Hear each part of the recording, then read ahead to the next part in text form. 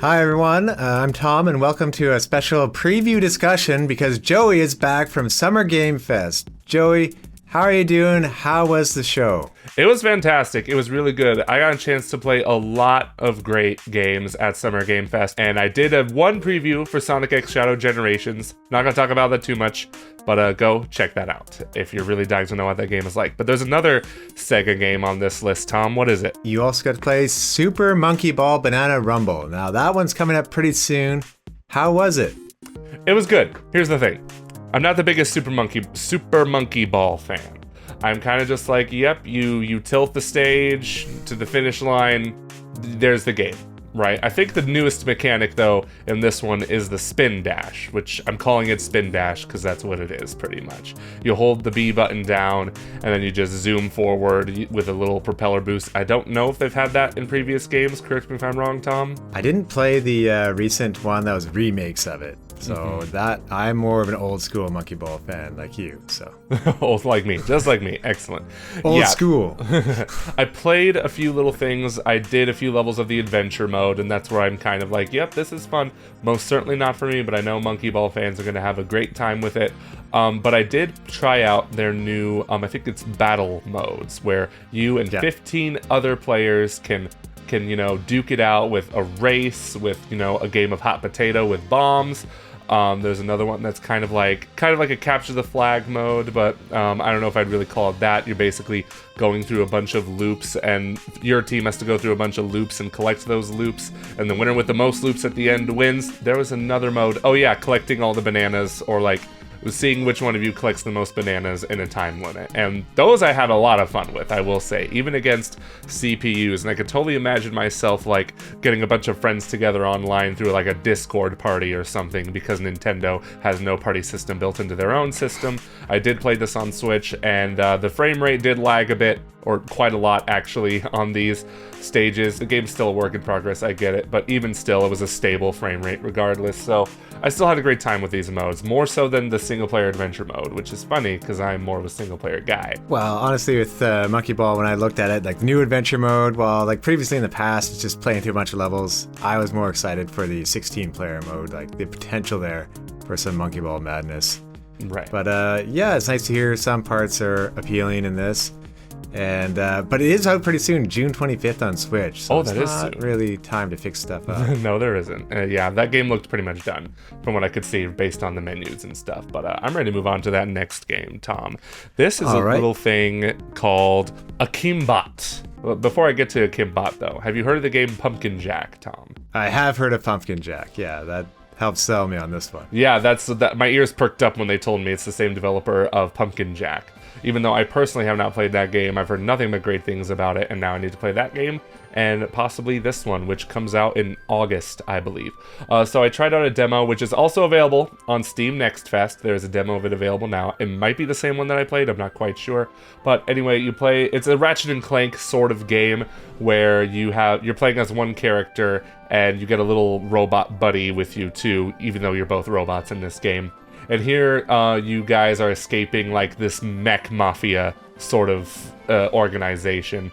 And you do this by, doing lots of jumping, lots of dashing, and lots of shooty. There was only 2 guns in this game, Tom. Like a dual set of pistols, which didn't really have like a zoom-in function, and one very simple assault rifle that did, like, you could aim down the sights on, more like in a zoom-in kind of fashion. I thought this was a pretty decent demo, I will say. I wasn't exactly blown away by it because, for one, it's the first level, I think, and it's all about introducing you to these mechanics. There weren't that many enemies until about halfway through the demo. A lot of it was just jumping through this beach kind of world and getting to know the 2 protagonists, like their relationship and whatnot. And it ended with a boss battle, which is also fairly simplistic. It's just shooting a flying little machine thing. Not little, it was actually quite big. But yeah, it's pretty decent. I don't know if it reminded me too much of Ratchet and Clank other than the 2 protagonists, but yeah, it was a pretty decent time. Not one of my favorite ones, I will say. Yeah, I'll say looking at this one, it's a little bit different because it's a robot world, so everything's a robot. And I like the blocky polygon style to them, but definitely some huge open environments too. And this one's coming out August 29th. So Very not nice. too far off. Well, the next game, we're going to have to take a break for this because it is Hyperlight Breaker. Hey, that's right. Hyperlight Breaker. I know this is a very, like, it's a sequel, kind of prequel, from what the developers were telling me, to Hyperlight Drifter, which I have not played yet, but you don't have to because this game appears to be quite different in a lot of ways, for one being a 3D, open world, roguelite sort of game, and this game had its hooks in me the second I, like, attacked enemies. This game feels so great to play. It is a tough one because it is a roguelite, but there are opportunities you get in the game where you can leave the island that randomly generates whenever you die. But if you leave it, there's these temples you can find where you can go back to like shops and buy stuff. And then when you go back to the island having not died, it still looks the same. But you will still die a lot because I got to the first boss of this demo and he crushed me like almost instantly. Because, you know, limited times. I didn't have too much time to upgrade my gear. You fight enemies and they give you different... It's like the typical roguelite thing, right? You find new weapons to get, projectile weapons as well as melee weapons. And it does give me Breath of the Wild vibes too, because you get a glider, but instead of a shield surfing thing, you get an actual hoverboard that controls way better than shield surfing ever could be. Tom, this was one of my favorite games that I played at the show. Well, I'm so glad to hear it. I've kind of been following along in its development. Now, the environments themselves being randomly generated, did anything seem out of place, or did it work out? It worked out. I unfortunately didn't get a chance to, now that I think about it, I should have. After I died, I should have gone back to the island to see how much has really changed. But from what the initial island that I loaded up in, everything looked fine. It looked very intentional where everything was placed, and it wasn't like a huge island per se, like a little smaller than like a Fortnite island, but it was still really good, and I can't wait to play this. I believe it's coming out in early access on Steam later this year. Yeah, well, that's great news, and they also had another game announced during Devolver's event too, so we got 2 from them to look forward to. Oh my goodness, that's right, and I don't think I got a chance to play that one, but yeah. What's the next game on our list, Tom? Because I lost my list. Next game, where to go? This one is a biggie. Dragon Age, the Veilguard, although this is one you got to see like a preview of, correct? You didn't get to play it. I did not get to play Dragon Age, the Veilguard, but I got to see an hour, pretty much the first hour of the game being played. Like, I was sitting right next to the dude that was playing it. There's been a lot of controversy around the trailer that was shown off at the Xbox Games Showcase because it looks to be like trying to mirror like the hero shooters, like Overwatch, showing you each of the characters that your companions, and like making it seem like a more lighthearted sort of adventure. Yeah. That was kind of a misdirection, and a little bit false advertising, I would say, because the game itself, from what I've played, what I've seen of it, I have not played it, it still looks very much like a Dragon Age game. Like, you get to make your own character, the character creator looks really cool, really in-depth. And you get to choose between 4 different races, which is really cool. And I gotta say, this game is not done yet, right? It's coming out in fall 2024, and so they're in the polishing phase. From what they told us, this game looks freaking gorgeous. It's probably gonna be the best looking BioWare game ever. Because I've been used to BioWare games looking a little jank, especially in the character faces, looking a little dead. The faces in this look beautiful, Tom. They look expressive. They don't look dead in the eyes anymore. That actually blew my mind when I saw that. I was like, wow. Not only does this game look pretty, but the characters also look pretty. It was really cool. That's nice. Like, the trailer, in a way, is not lying in that aspect and representing what you might expect in the game, but they're probably trying to pull in another audience, is my guess. Watching the trailer, to me, it's like, is this another one going for a Guardians of the Galaxy vibe to this? It's like, please be a bit different. It is. It's more like what you'd expect from a Dragon Age game. You get introduced to all these companions, some of them returning, of course, like Varric, I believe his name is, and the combat is different now. It's very much now more like a Witcher sort of deal, where the combat is now like you press X to attack and keep pressing X, there's a combo sort of deal. It's not like I don't know what kind of combat system you call that from the previous Dragon Age games. It's more strategy focused. This time it's more hands-on. There's still some strategy elements, like where you tell your companions where to go, like and which enemy to attack. They didn't really show that off too well in the demo, I will say. I wish they sort of expanded upon that more, because I do, even though I like this combat style more, like from my impressions, it's still, I feel for those Dragon Age fans that still want that old combat style, you know, and I'd like it if they expanded on the strategy part more. But Dragon Age Veilguard looks lit, fam. It looks really good, I will say, for judging by that first hour. And the dialogue decisions look like what you'd expect from a BioWare game too. Very impactful, and I can't spoil what one of those dialogue choices, let me tell you. And real quick, did you get to see like a huge boss at the end of the demo or anything? No, not really. They showed like just the smaller enemies that you would take on, but there was no like major boss at the end of that demo, I'll say. Moving on to a different region, because this one's on Italian folklore. Enotria, the last song, which is a bit like a Souls-like, and it had a really creepy trailer where you could wear a mask, and the guy ripped off the mask of the kind of boss and put it on. Was that boss fight in this trailer? Like, how was it actually playing it? You played a lot of Souls-likes. I have played a lot of Souls-likes, but this one was really tough for me, Tom. It was really tough. It was really hard. It was because the mechanics in this game are very different for a Souls-like. There's a lot more RPG elements, like a ton more. Like, you get to choose between like 3 different masks that completely change your skill set. Truthfully, they were explaining to me the mechanics, and I still have trouble understanding what they were telling me, because there was just so much for me to learn, and I didn't quite understand it all. But you know, that's the nature of these kinds of games. Like, when you get thrown into like the middle of it, it's different when you play it from the very beginning and learn as you go. But here, like, half my skill tree was full, and I'm just like, I don't know what I'm doing. So it was a very different kind of demo. It was a boss rush sort of demo, but I only played one boss, and I never beat that boss because it was so freaking difficult. Yeah, it's not like the healing was very straightforward. It's not like, oh, here's a potion to heal yourself. No, I had to like consume something before the boss battle that would heal me per every attack that I landed.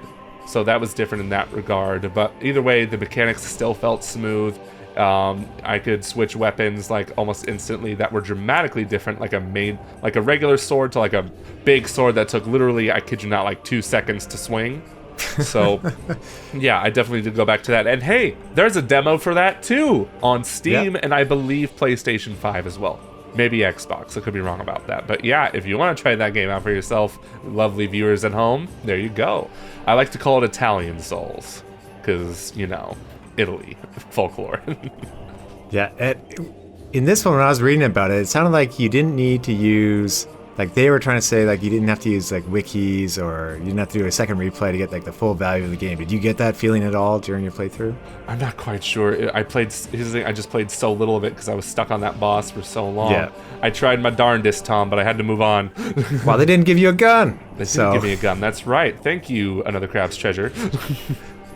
Yeah, or upcoming Squirrel with a Gun, but that's a bit different. A Souls game you have to put a lot of time into to get into, especially if it's going to be tougher, and this is a different studio. So now moving on though, another action game that had potential is Phantom Blade Zero, coming to PlayStation 5 and Windows, by a developer I didn't hear of before, called S-Game. Yes. Chinese developer. They talked a lot with us while playing. This game was one of the best games that I've played too. It was fantastic. It was what they described it to me as, and I agree with it is a Souls-like level structure, but the combat is more like Devil May Cry. And I personally am not a huge fan of Devil May Cry combat, but I am a huge fan of the combat in this.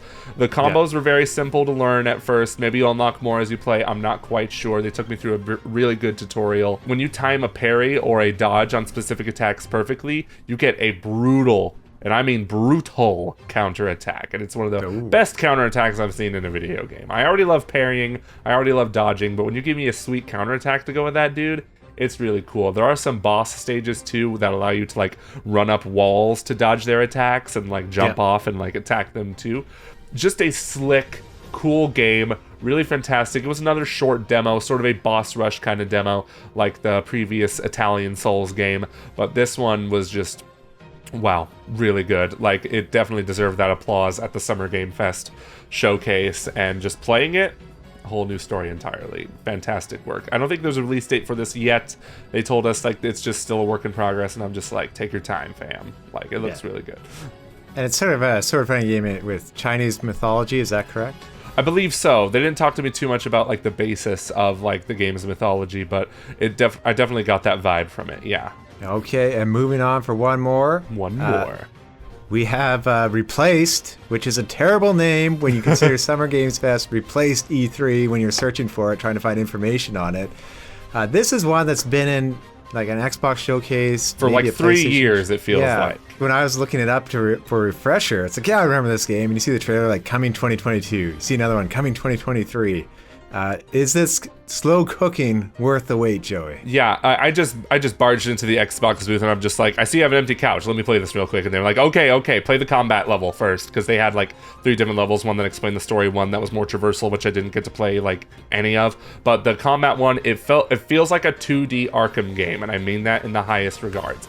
It did throw me off how slow and heavy the game felt. I wasn't expecting it to be like that kind of game, but it was really fantastic. Like, you got a gun that would charge up per melee attack, and then that would be like an instant kill for you, and it ended with a big old brute of an enemy that you had to use. Like, I guess you have a saw that you can use to like cut off enemy shields and like armor. So I had to use that on this big brute multiple times, and then I beat it, and I felt so proud. People were telling me, oh man, people don't really beat this part. And I'm like, because I'm that good, baby. Replace looks really good. I don't know when the year is set for it to come out, but I hope it comes out soon, because I want to play more of it. It looks fantastic. It plays fantastic, I should say. Yeah, like a beautiful... Is it like a voxel style, you'd say? Or is it actually 2D pixel art? I think it's voxel. I could be wrong, but I feel like it's voxel. Like, they converted a 3D model into pixels. Yeah. At least from the title screen, they definitely did that. I don't know about the game itself. But yeah, before you go, Tom, because I know you gotta go, there's 2 more games I want to talk about real quick, just really quick. Yeah, let's go. Fear the Spotlight, a new Blumhouse horror game coming out. It looks really cool. It like, visually, the graphics are old retro style, but it plays like a modern game, you know, with the over-the-shoulder camera and the, you know, sprinting and stuff like that. Very short demo, but it's still a really cool and creepy experience. I'm gonna definitely keep my eyes on this one when it comes out. And finally, from Capcom, I have to read this because Kunistu-Gami, Path of the Goddess. This was shown off at previous Capcom showcases. Not the kind of game I was expecting. It is a mix of a hack and slash and a strategy tower defense game. The best I can really describe it as, it feels like an old PS2 game. I can't really explain why, even though it's like, I don't think there's a PS2 game like it really, but it sort of gives off that vibe in its visuals. I was really impressed with what I played of it. I played like 30 minutes of it, and I was really hooked by the mechanics. You cleanse these towns, villages of corruption, and then you heal people, and then you recruit those people to become like archers or wizards or whatever it's called, like close quarters combat people, to basically protect this important woman. I forget her name, but she's a very magical woman, and you have to protect her from these demons that invade, and it's really cool, I will say that. But I know you gotta go, Tom, so thank you for joining me on this discussion and basically give me someone to talk to in my time of need.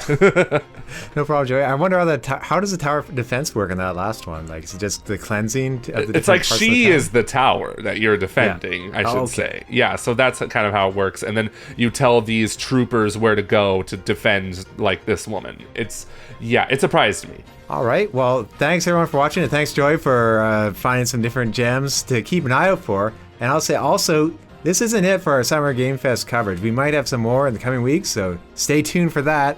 And for everything else, stay subscribed to GameXplain. Thanks so much for watching. Have a great day, everybody. Bye-bye.